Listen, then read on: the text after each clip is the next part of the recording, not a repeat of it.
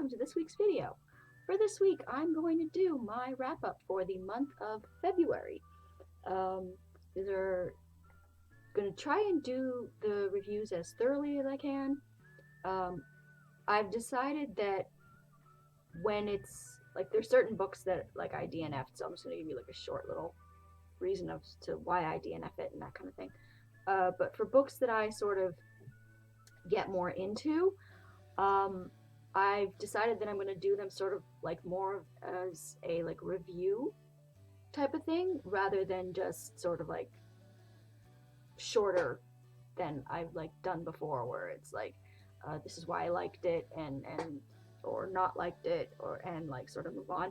But so yeah, I think going forward, unless I specify that like, oh, I'm not going to spoil this for you because for reasons of X, Y, or Z, I think I'm going to do the wrap-ups as sort of like more of like a review sort of type format.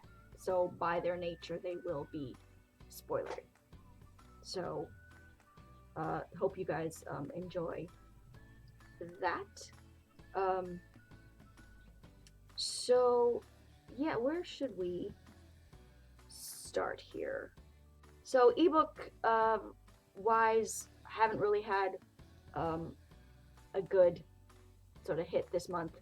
The one that I'm reading now looks promising. I'm about halfway through it, and we'll show you sort of like what I'm reading now at towards the end of. But for paperbacks, we will start with the DNF because that'll be quicker. And this disappointed me because I had such high hopes for this book, and it was The American Heiress by Daisy Goodwin. I wanted to like this book, but the heroine, Cora, showed herself early on, thank you for saving me the reading experience, to be a judgmental bitch.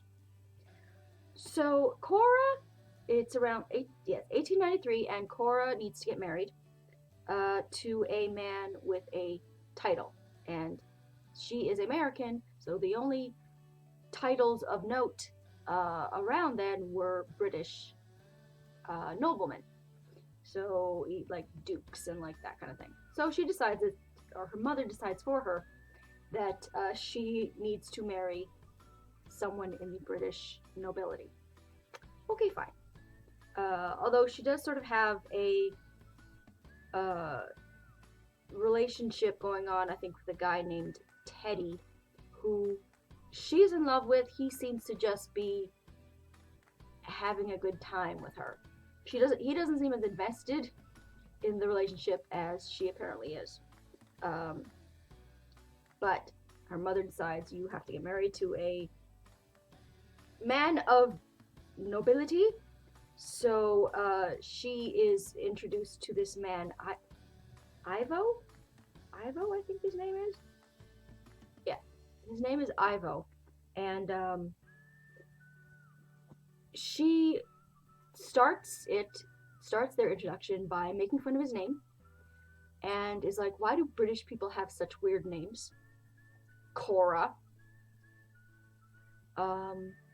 So that irked me a little bit, and she goes like, this is like their first introduction. She falls off a horse, and he helps her. Should have left her there on the ground, in my opinion.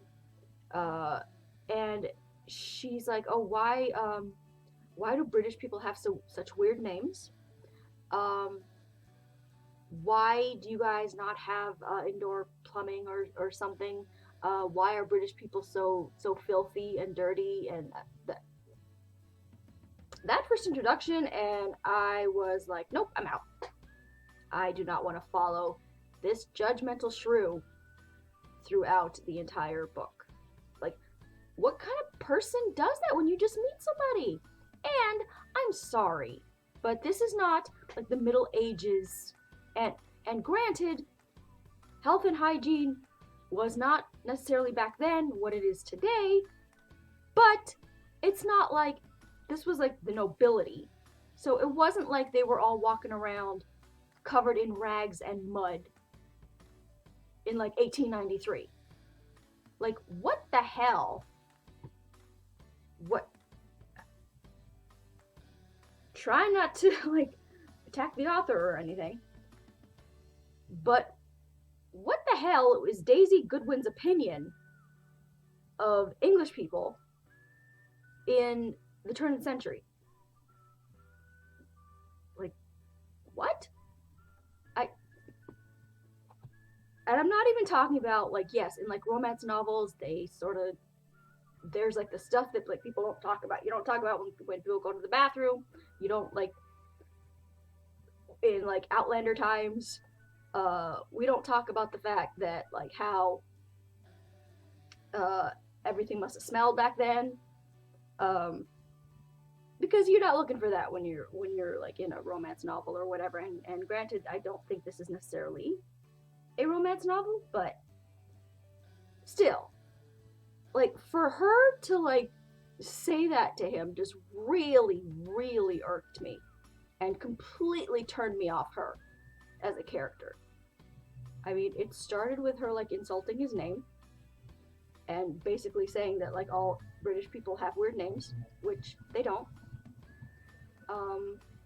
And yeah, so I DNF'd it. And that made me sad because I was so looking forward to this book because I love that sort of, like, early 20th century kind of, I love, like, the 20s and the 30s and the, clearly.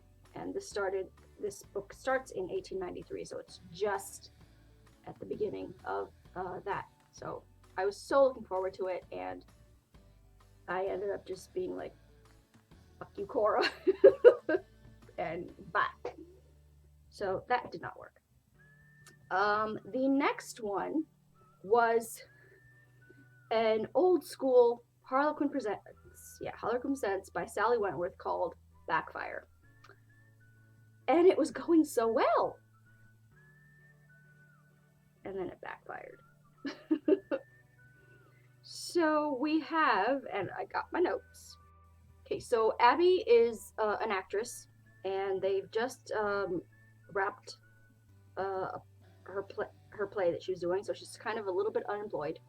And she gets approached by a man in a restaurant named Charles Bradbury in a restaurant, and he has a job for her, an acting job for her.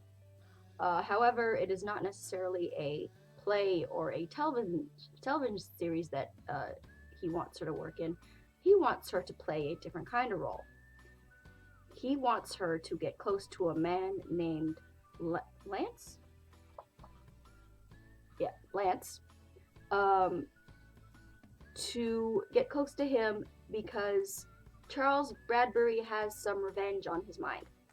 And he tells Abby that he wants to destroy Lance because Lance destroyed his daughter. That Lance seduced his daughter and got her addicted to drugs, and now she is the daughter is just completely destroyed and ruined, and in a hospital, I believe. He even goes so far to take her to the hospital to show her the state that his daughter is in.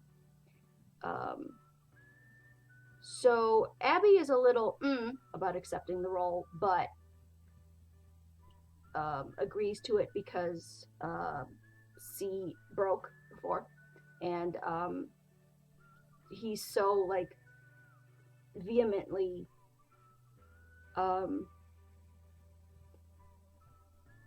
like, she can see that this man is really just destroyed about, like, what happened to his daughter. Okay, fine. So she goes to this auction where she knows that this Lance guy's going to be, and she brings her fellow actor friend Ross with her, and sort of pretends that she and Ross are on a date, and she kind of pretends that, like, they're together, just to sort of pique sort of Lance's interest, and he does. He is immediately attracted to her, and I don't like how basically on their first meeting, he's like, okay, you need to go out with me and get rid of your get rid of the other guy. Now, this irked me, but again, this is Harlequin Presents, so you expect a little alpha hole niche, so I was willing to go with it. But I really did not like how he doesn't know that Abby and Ross's relationship is not real. What guy would just come up to a girl and like after like talking to her for 5 minutes and asking her out, being like, okay, so you need to get rid of your who he thinks is her boyfriend. And again, this goes back to the whole like women not knowing the difference between reality and romance novels and blah blah. I'm going with it here in my Harlequin Presents, accepting this as alpha hole-ish behavior. When in real life, if a guy said that to me, said that with the friend that I was with, that he does not know is not my boyfriend, that I needed to get rid of him, I would have kicked that alpha hole off a bridge. So again, things that we're willing to go with in fantasy, not necessarily things that we would accept in real life. So much for that women don't know the difference between reality and romance novels. So yeah, she unwillingly or willingly, I guess, she accepts his command to get rid of Ross just to go on with the plan. To, she's got to do it to get close to him and fulfill her part of the deal with Bradbury.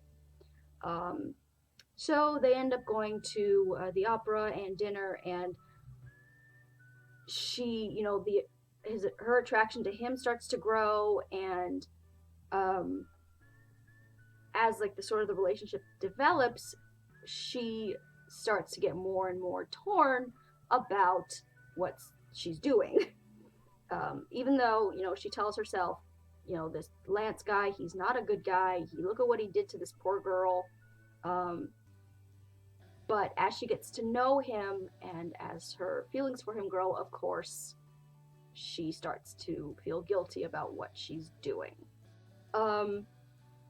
So once he like gets her to sort of officially dump Ross, she agrees for the sake of the plan again, and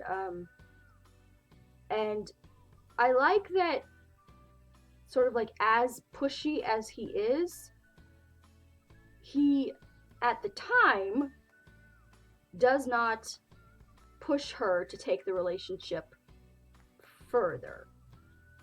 Like as they're like in the relationship and growing feelings for each other and that kind of stuff, and things are definitely getting more and more intense with their kisses and that kind of stuff. He doesn't push her because he says that, when they do make love, he wants it to be like that they're committed to each other, and because he wants it to be special.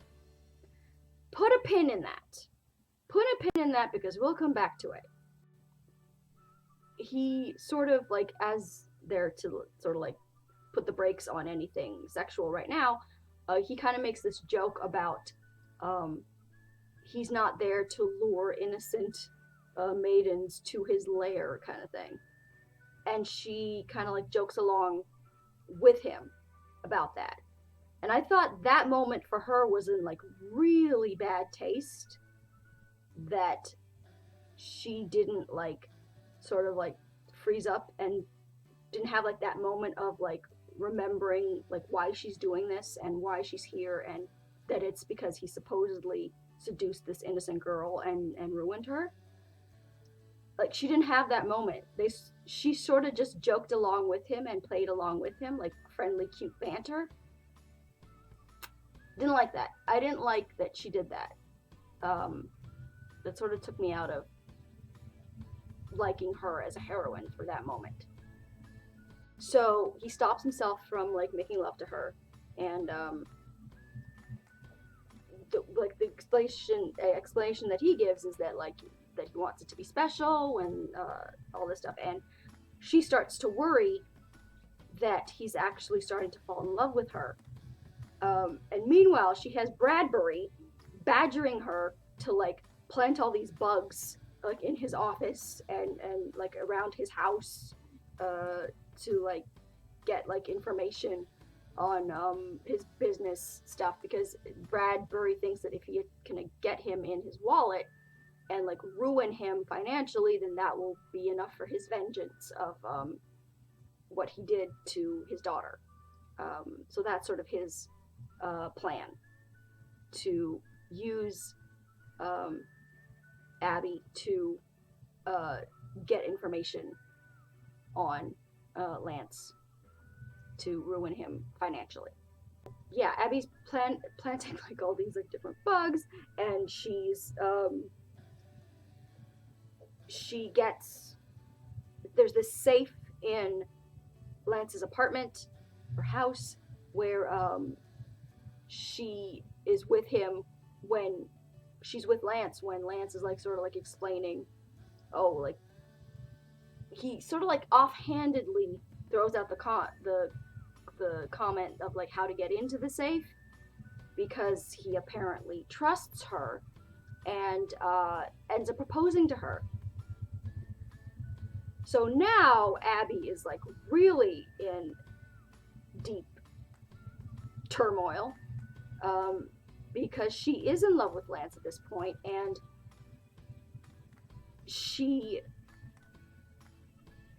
I guess she wants to a part of her wants to marry him, but a part of her does not want to marry him because of what she's doing, and she goes to Bradbury and basically says, I want out, I'm done, I can't do this anymore, he wants to marry me now. But Bradbury is all like, no, this is wonderful, if you're his fiance you'll get even closer to him, and you'll be able to like get me even more information, if you're his wife even better. And like just the way that he was so the way that he was going on about his vengeance and talking to her about like his financial again about like wanting like all the financial information, and sort of like using the daughter as an excuse, something started to feel off to me. But I was like, okay, like maybe that's just me sort of not liking what Bradbury is doing and wanting Abby and Lance to be together. Maybe that's just me. Not so much just me. But so she agrees to the engagement, but she tells him that she wants to wait until they get married before they have sex. And like I get it in her point, because this is if you look at it from like the outside and not thinking about like what Lance supposedly did to the daughter, to her mind this is a horrible thing that she is doing, that she's lying to this man, and she's with him under these false pretenses. So to do something so intimate with him, like she's not okay with.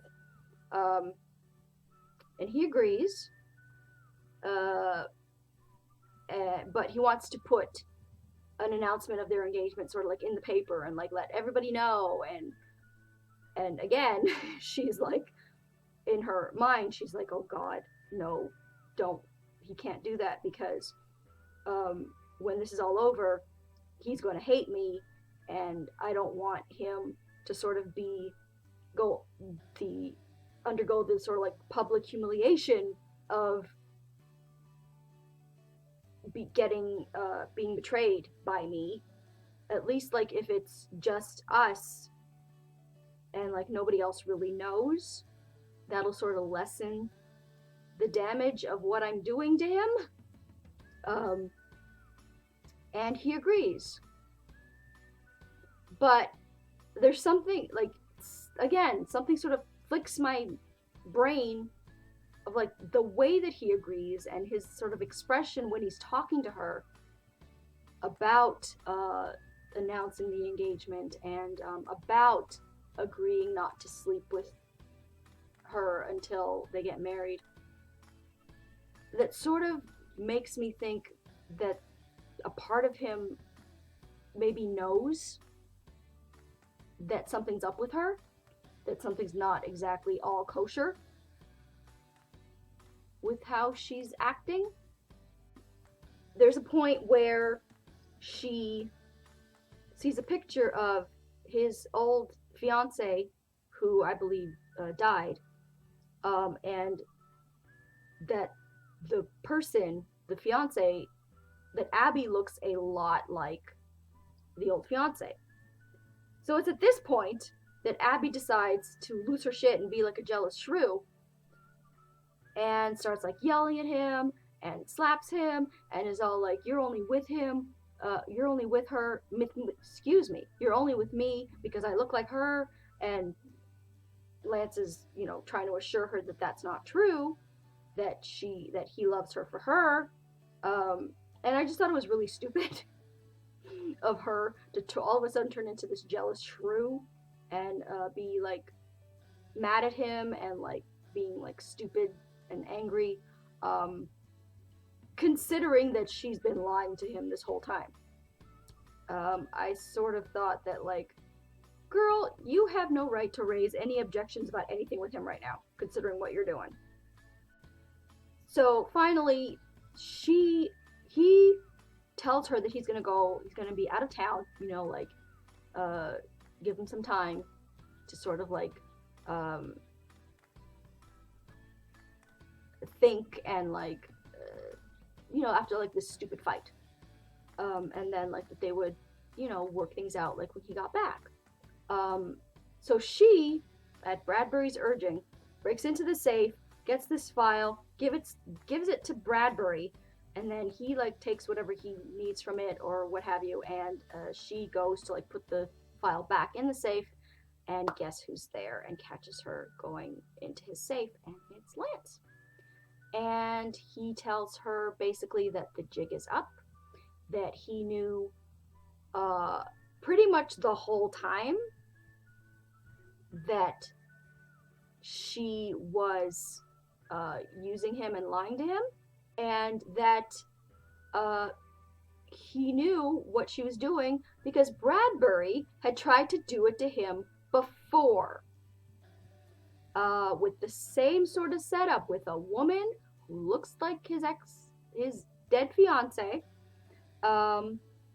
to seduce him, to get close to him, to get like financial information from him, and he tells her, when she sort of like throws it in his face, like, oh, like this is what, because of like what you did to his daughter. Lance is like, Bradbury doesn't have a daughter. And I'm like, I knew something was wrong there. I knew something was up. Bradbury, it all comes out that Bradbury the whole time has been completely and fully made of liar. The whole thing, the whole motivation for what Abby was doing was based on a lie. The reason for Bradbury's revenge was because Lance screwed him over in a business deal. Yeah. So Bradbury went through this whole rigadiggy because of business. There is no daughter.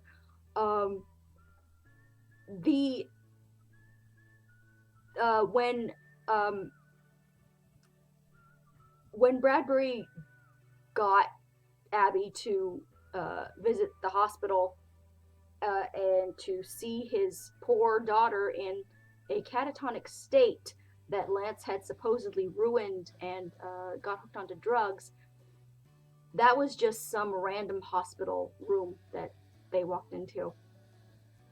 And that was just some random poor girl in a bed that had nothing to do with Bradbury. And Bradbury just told Abby that that was his daughter. So Lance is infuriated at this point, and Abby is like shocked and angry that and hella guilty. And in his anger, Lance goes and ruins what had up to that point been a promising, enjoyable book, and utterly ruins the ending for me by nearly raping Abby in his anger.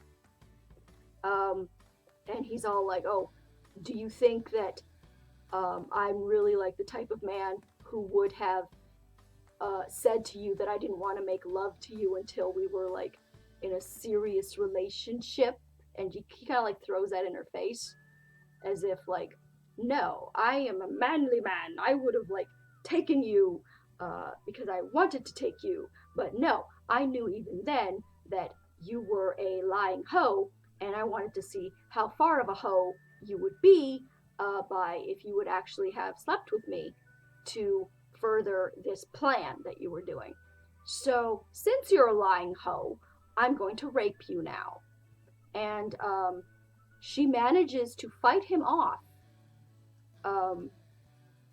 And that point like completely like ruined the book for me. Completely.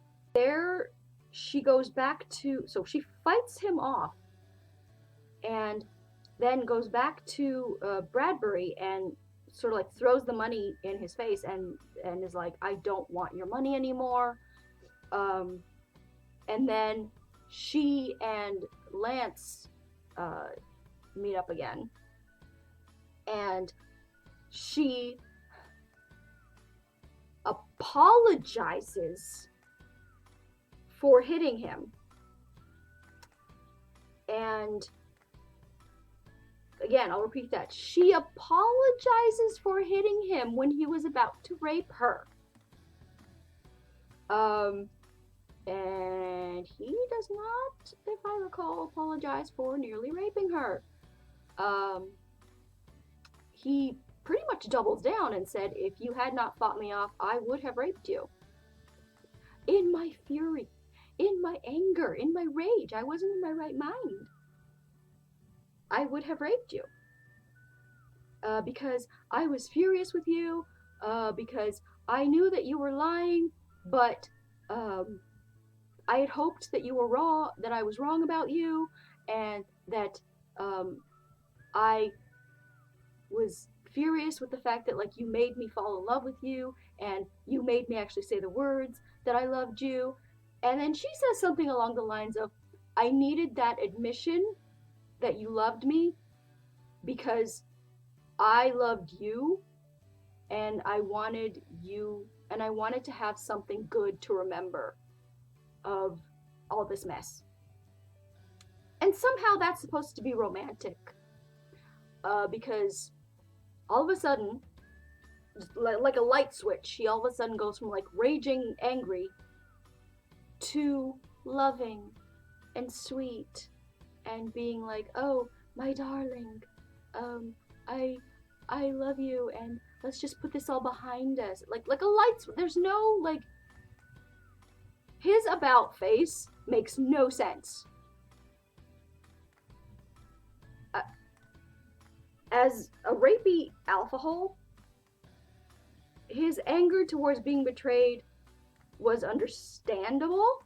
His actions were not, but his anger was understandable. And then all of a sudden, for no reason except she says, oh, I wanted you to say you loved me so that I could have something nice to remember. That is what undoes him and like gets rid of his anger. And they supposedly live happily ever after. I hated the ending to this book. Hated it. Absolutely. 2 stars. 2 stars. The only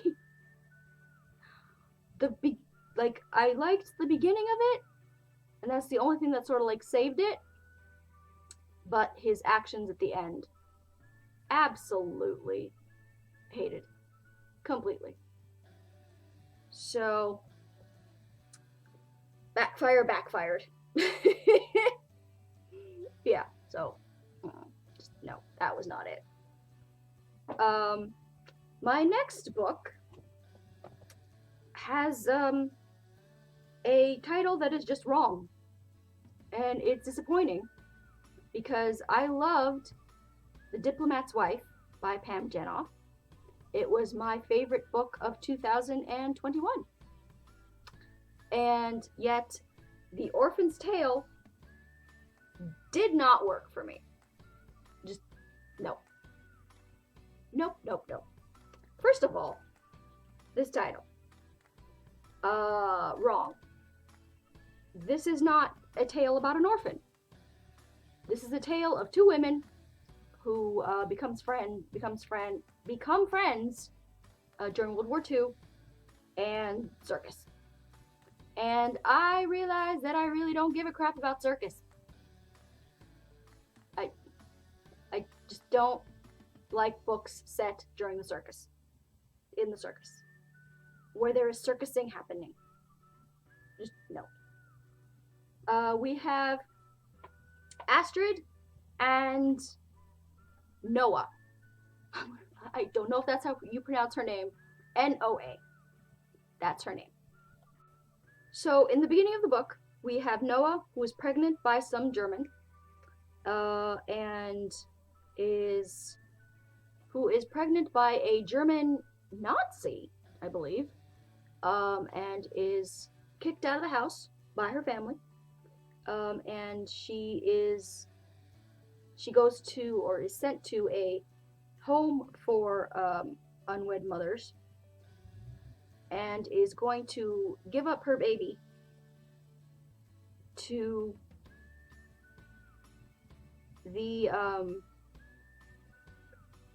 give her baby over, I think, to, so they, yeah, so she goes to the hospital to have the baby, and she realizes that the baby is not blonde and blue-eyed, and she fears that what they're going to do to the baby, because it's not Aryan perfect, and they take the baby and they drug her before she can take the baby back, because she's afraid that because the baby's not Aryan perfect, that they're going to do something to it and probably like kill it. But before she can take the baby back, they drug her, and then when she comes to, they tell her that the baby died. I don't know. I don't think the baby died. I think they either, like, they probably ended up killing it. She runs off, like, to go, like, find the baby, and she finds a train that is headed for the concentration camps, and one of the cars in the train is full of dead babies.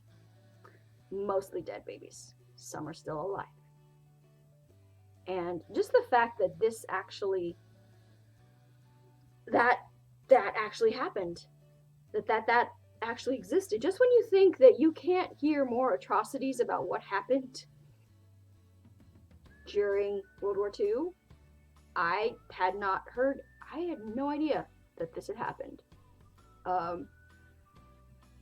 So Noah sees that, like, one of the babies, or a few of the babies, are not dead, and she manages to grab one, and she thinks that, like, maybe this is like her baby that is going to be sent off with these other dead babies to die, but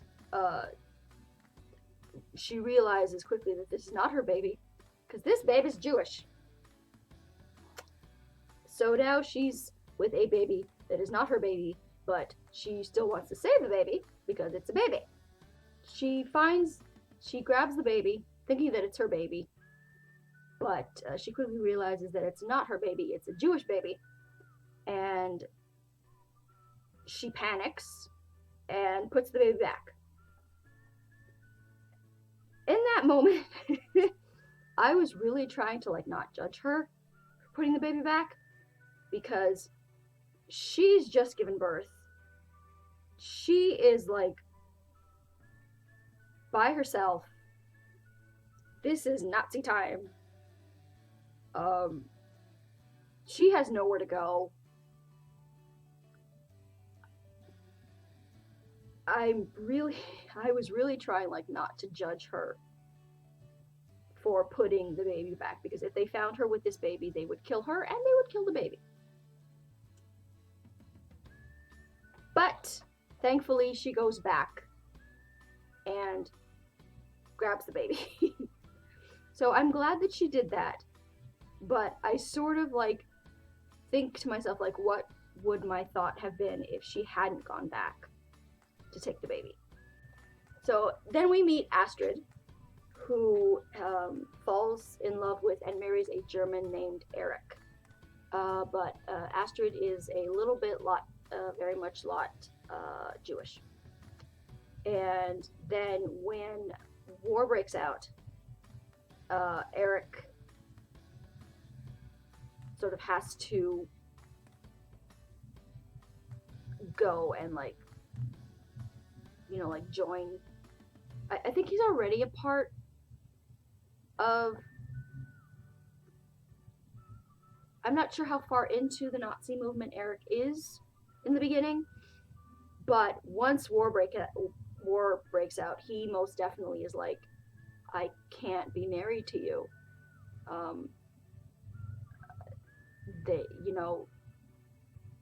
It's bad. It's bad. So he has to divorce her because the law says that he cannot be married, that Jewish and German people cannot be married to each other. And he doesn't fight for them, and instead is like, we have to get divorced. But he clearly loves her. As I'm reading, like, I believe that like he loves her. And so he divorces her, and she tries to like go back to her family, but when she gets home, she finds out that her family is all gone, and her family were circus people. They were circus people. So she no longer has her family, but she gets a job offer to work for this other circus. So Astrid is now like working with the circus, and she's in love with this guy named Peter. She finds new love with this guy named Peter,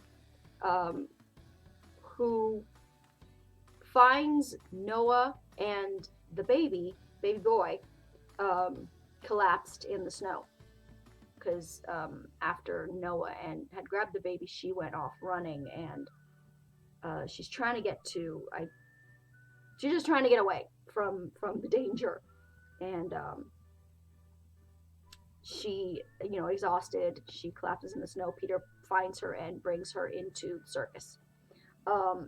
And Astrid is very like, no, like, she can't be here. Like, what if, she's got this baby, like, we don't need these sort of more like attention brought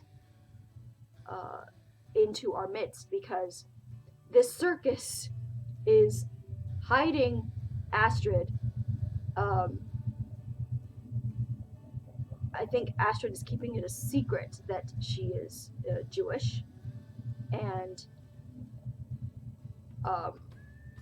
so Astrid is very sort of like standoffish to Noah and doesn't trust her, understandably. The guy who runs the circus, Newhoff,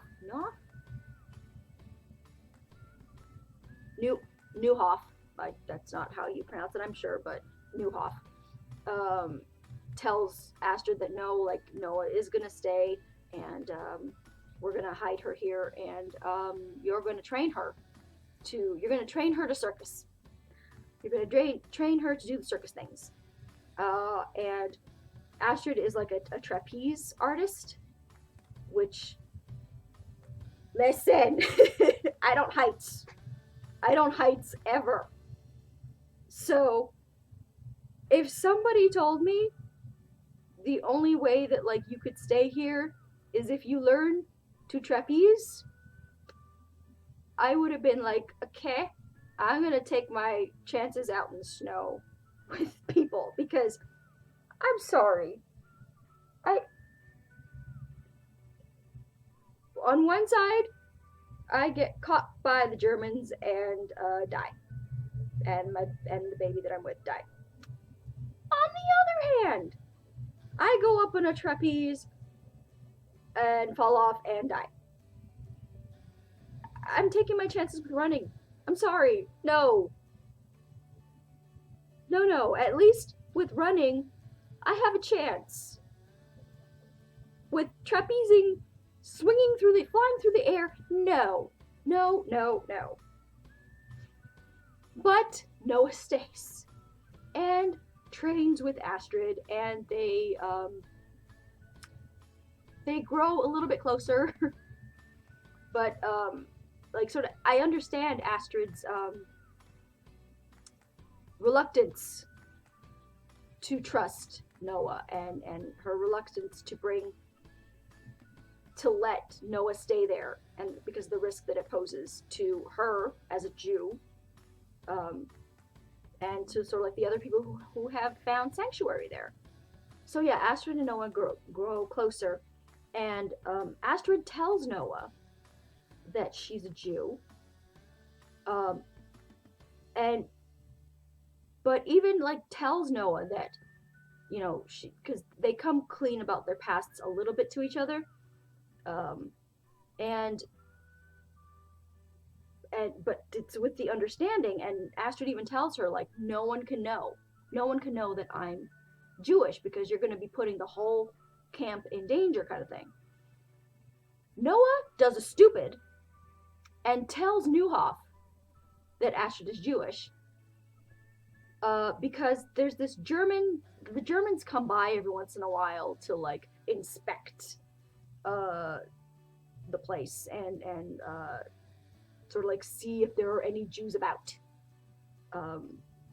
because they know that there are places that are hiding and giving sanctuary to Jews, which of course, yes, the circus is one. And Noah's worried that there's this German guy sniffing around who might recognize Astrid.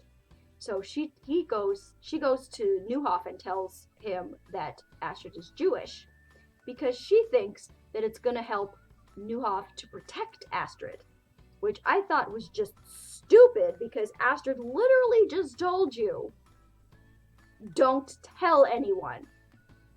And she pulls a Sansa and goes straight to Newhoff and is like, listen, there's this German guy sniffing around who might recognize Astrid, and that's dangerous because Astrid is Jewish.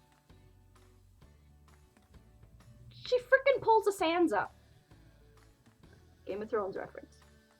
Noah goes into town, and she is being sort of like insulted by like the townspeople because she's like in her circus gear, her like, you know, like flimsy little like tights and outfit. And even though like the townspeople like know that the circus is there, they're sort of like still like insulting her for like looking like a hoe. And there's this German soldier named Lucien, who kind of sticks up for her and protects her. And he's instantly attracted to her. And that is not a good thing. Newhoff confronts Astrid and tells her that the smart thing to do would be to kick her out of the show, out of the circus, but keep her around because her presence keeps Peter, her boyfriend, in line, because Peter likes to do these acts that piss off the Germans, piss off the Nazis. He does these sort of like political acts where he's like making fun of the Nazis, and like that kind of stuff. And Newhoff keeps telling him like, stop doing that. You're putting us all in danger, kind of thing. And sort of Newhoff now tells Astrid, okay, I can't keep you out in front because if anybody recognizes you, we're all in shit. But I need you to stick around to keep Peter in line. So Astrid is now out of the show, but still with the circus. So she is understandably upset at Noah for spilling her beans. So Lucien comes to the show to see Noah, and Astrid recognizes him as the mayor's son, and the mayor is a Nazi collaborator. So she tells Noah, like, you cannot see him anymore. And normally, I would be like, bitch, stay in your lane. My love life has nothing to do with you. But this is Nazi times. And Noah getting involved with the son of a Nazi collaborator could get them all killed. And so I totally understand Astrid urging Noah, don't see him. And Noah is all like torn and being like, oh, like, is he really interested in me? Or is he just using me to get information? To like find the Jews in the camp or in the circus, and yeah. But she tells Astrid, oh, of course I'm not going to see him anymore. Like, I totally understand. I'll stay away from him. Does she? No. Noah pissed me off so much in this book. Like, and it's funny because Astrid is the one who's supposedly portrayed as the bitch. Yet, Astrid is, again, she's still mad at Noah for pulling a Sansa and telling Newhoff about her being a Jew. But she forgives Noah after Noah helps this man and his daughter escape by creating a diversion at the circus when the police have showed up to arrest this man and his daughter who are in the audience, who they know are Jews. But Noah like creates a diversion and helps them escape. So after that, Astrid kind of like forgives her a little bit. Newhoff has this jackass of a son named Emmett who is just this horrible person who tells them that they're actually going to be going back to Germany. And because I think at this point the circus, they've moved on to France to sort of get away from Germany as like much as they can, but they're still like in occupied France, with the mayor of France being a Nazi collaborator. But this jackass Emmett tells them that they're actually going back to Germany. And Astrid tells Noah that if we do go back, you can still escape with the baby that she took from the train, who she's named Theo. You can go back, you can escape with Theo. That like, you don't have to come back with us to Germany. You can like take your chance and escape with Theo now. But Noah doesn't want to leave Astrid. Listen, I understand friendship. I understand, wanting to like stay with your friend kind of thing. But we're talking about your life here, and we're talking about the life of your baby. If you have a chance to escape, you fucking take it. And, see you in another life, sister. Like, to pull a Lost, to misquote Lost. I understand friendship, but I'm sorry. This was, and even like, they haven't been friends for that long a time. Like, I understand that like, things like bring you together, and circumstances like make bonds sort of like highly emotional and more intense kind of thing. But we're talking about your life and your baby's life. So Noah again pissed me off. And then she pisses me off again by going off and seeing Lucien when she told Astrid that she was not going to see him anymore because it puts all their lives at risk. And of course, but she has like these like feelings for him and all this. And I'm sorry, but I don't, like, in my opinion, their relationship, her and Lucien's relationship, was not developed enough for her to go off and risk all their lives just to be with this dude. I didn't get that sort of investment in their relationship, or like saw that it was like that strong and that love was like that powerful. I mean, okay, she's not willing to leave Astrid to save her life and her baby's life, but she's willing to put Astrid and everybody else's life at risk for a random French dude. I'm sorry?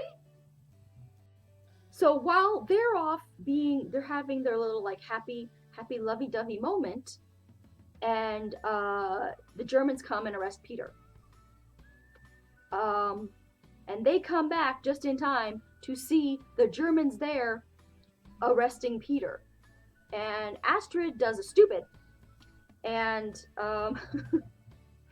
in her desperation, she gives herself up and is basically like, don't take him, take me because I'm a Jew. Peter is, of course, freaking out. And he tells them that, oh, she's lying, she's just saying that to save my life.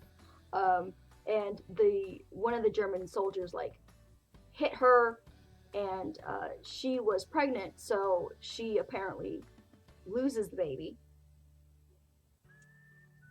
All this while Noah and Lucien were off in their little secluded moment, being a happy couple and so in love and not caring about anybody else but themselves. Oh, I was so mad. Oh, I was so mad at Noah. So mad. Noah and Lucien go off to see his father and sort of beg the mayor to help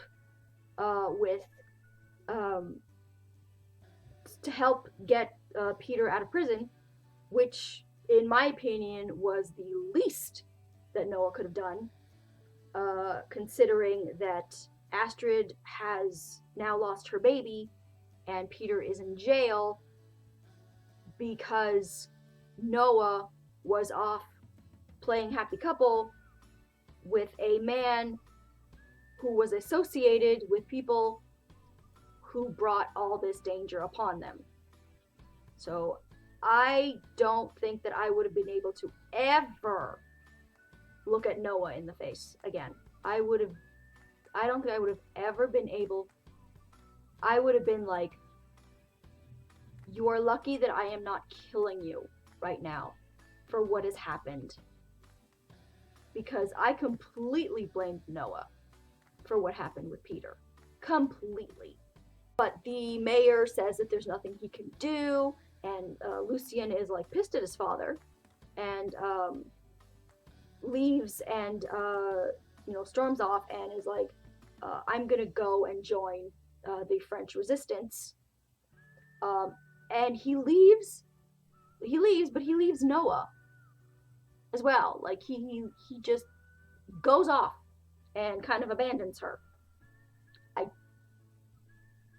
I didn't understand that at all. Like, what? You love this woman supposedly, and you're just gonna go off and leave her to what you know is a dangerous existence right now, because the Germans are circling the circus kind of thing, and like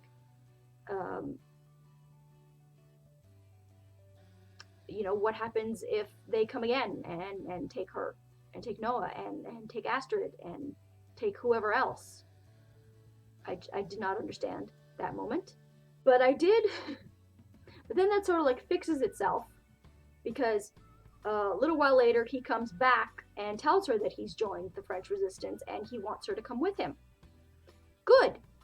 I liked that. I liked that stupid moment was fixed. But then Noah pulls another stupid and is like, no, I can't go with you. I can't leave Astrid. And again, I wanted to scream at her to grab her chance of a life, of happiness. Because, okay, you were willing to put everybody else's life in danger to be with this guy Lucien, who's you've known for like 5 minutes. Not thinking about like, oh, you weren't thinking of Astrid then, but every time it comes for a chance for you to leave her, you're like, oh no, I can't possibly, she's my best friend. And like, I found that constant, like her not wanting to leave Astrid, to be stupid. I just didn't feel like their friendship was strong enough for that kind of sacrifice. I feel like Astrid would have most definitely and rightly, in my opinion, put her life with Peter and her chance for happiness above Noah. Like, this is a woman that they haven't known each other that long. And this is wartime. You grab any chance of happiness you can. So I didn't. Noah pissed me off. But then, conveniently, Astrid's brother Jules writes to them from somewhere. I want to say America, but to let her know that he's alive and that he wants her to come to him. So they have this chance to escape. But Astrid is like, no, I can't go. I can't leave Noah. And I'm like, what the? Seriously? And like, she doesn't want to abandon Noah and the baby, and baby Theo. Which I can understand her being a little more attached to Theo now that she'd lost her baby. But she tells Noah to take her place and go instead. And I'm like, fuck to the no. Hell to the no fucking way.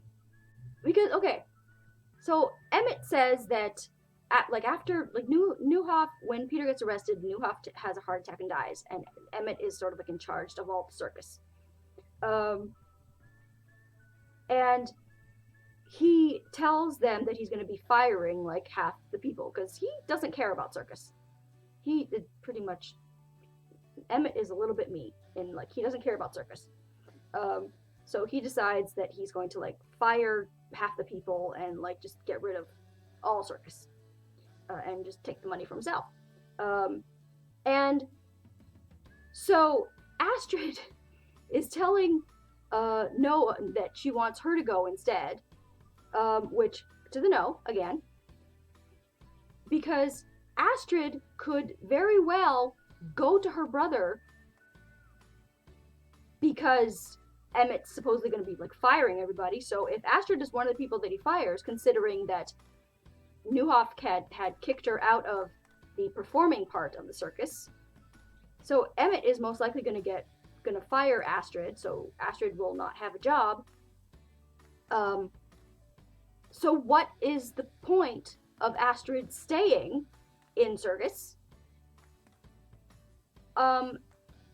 She could go to her brother. Noah and baby Theo can go to Lucien. Like, problem solved. And then Noah tells Astrid that no, she can't go because of Lucien. Astrid is understandably pissed off that Noah has broken her promise about staying away from Lucien. And basically, causing all this shit that has happened. And like, if you want to be like picky about it, yes, Noah and like Lucien didn't directly bring those Germans there to arrest Peter and cause Astrid to lose her baby and everything, but they they created the ease with which that situation happened. They created the suspicion with which that situation happened. So I'm sorry, I fully blame Noah for what happened with Peter and that whole, like, the danger that was brought into their midst. Noah tells Astrid about Lucien because Noah tells Astrid that she should go with her brother and take baby Theo with her because Noah wants to go off with Lucien to join the French resistance. And I'm like, bitch, no. You take your baby and you go with Lucien and you go and live like your happy life somewhere. You don't go with Lucien into the fucking forest to fight the Germans. The only reason I did not DNF this book was because it was so close to the end, and I figure I might as well, like, stick it out to the end. Like, Noah has, like, everything she has done up to this point, up to the point before she meets Lucien, was to keep baby Theo safe. She went and joined circus. She went and was, like, flying through the air, which, oh my god, the whole, like, section where, like, the training of, like, the trapeze act, terrifying to me. Absolutely terrifying to me. Because, again, read, no heights. This girl, don't do heights. No. But that whole time, she was doing all of that to save baby Theo. And then Lucien shows up, and she's like, here, Astrid, take the baby. I want to go live with the hot guy in the forest. Like, excuse me? I could not with this woman. So Noah goes to meet Lucien where they were supposed to meet. Like, Astrid agrees to, like, take the baby and go to her brother. And then Noah goes to meet Lucien where they were supposed to meet, and he's not there. And she sort of thinks, like, oh my god, did he lie to me this whole time and he's just left me and, like, abandoned me? So she goes back to the circus, but when she gets there, circus is on fire. Circus is on very much fire. And in sort of like that chaos, Noah ends up saving Astrid when, like, there's, like, falling debris and stuff. She ends up saving Astrid and baby Theo, but she gets crushed by the falling debris and dies. So Noah dies in some, like, dramatic, romantic sacrifice, which just pissed me off. Because Noah was not she was a selfish, weak idiot, was Noah. And so Noah dies, and Astrid ends up being the one to raise baby Theo. And we learn that she has another child that she did not end up losing her baby. We learn that the baby that we thought that Astrid had lost, she didn't lose, but the baby was born blind in one eye. So could have been a lot worse. We're grateful for that. And then we learn later, as there's some I think there's, like, a picture, or they're in, like, some sort of, like, memorial thing, and they see, like, a picture of Lucien, and it's underneath is written some sort of like that he actually died the same day that Noah did. So the reason that he didn't go meet with her was because he had been killed. So we got like that answer, but this book was just did not work. Did not work for me, and that makes me sad because I loved The Diplomat's Wife so much. Just the title, first of all, that should have been my first clue that this was not going to go well. Because The Orphan's Tale, and it's not The Orphan's Tale. It's not Baby Theo's story. It's the story of the friendship between Astrid and Noah. Women who have known each other for like 5 minutes and then were willing to like constantly give up everything for each other. But not the hot French boy. You know, in my opinion, Astrid was portrayed as this cold, sort of rude, unfeeling bitch, and Noah was supposedly the good heroine. No. In my opinion, Noah was a selfish, weak idiot, and Astrid was the heroine of this story. Loved her, hated Noah, did not like the book. I think I gave it 1 star. So, that's that. My Audible, a little bit of more of a win with the Audible this was Laura Lee's Taken.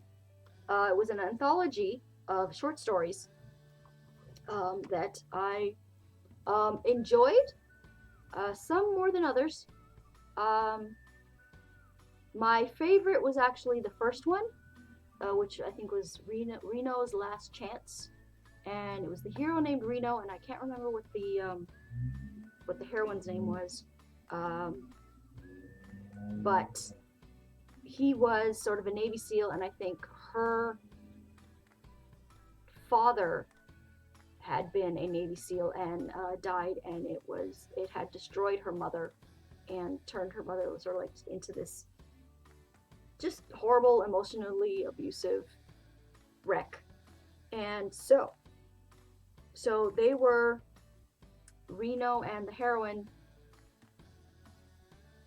had always like been attracted to each other and flirted with each other, but she never wanted it to turn into anything serious because she was afraid if he died that it would destroy her and blah blah blah. Really enjoyed it. It's harder for me to take the notes with like the Audibles and like the ebooks. With the paperbacks, it's easier. So I really enjoyed the first story in the anthology. The others, they were all right. There was one where I think it was the next one, and it just sort of didn't work for me for just the simple, superficial reason that I think the heroine had nipple rings. And that just pulls me right out of the story because, in my opinion, for myself, I don't find nipple rings sexy. I just don't. Like, at all. They just don't work for me. So that kind of like pulled me out of the story. But I will say that Laura Lee writes hella good sexy times.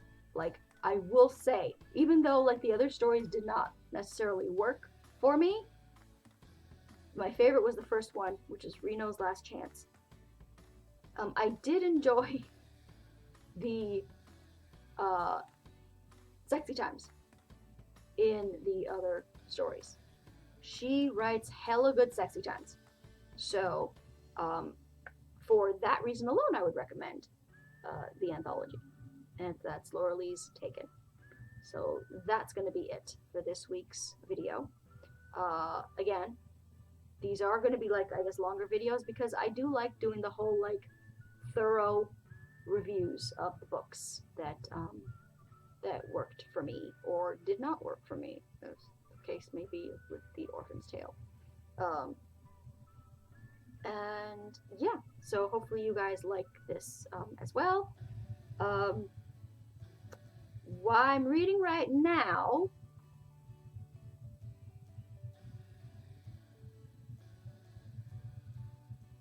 is Through Streets Broad and Narrow by Gemma Jackson.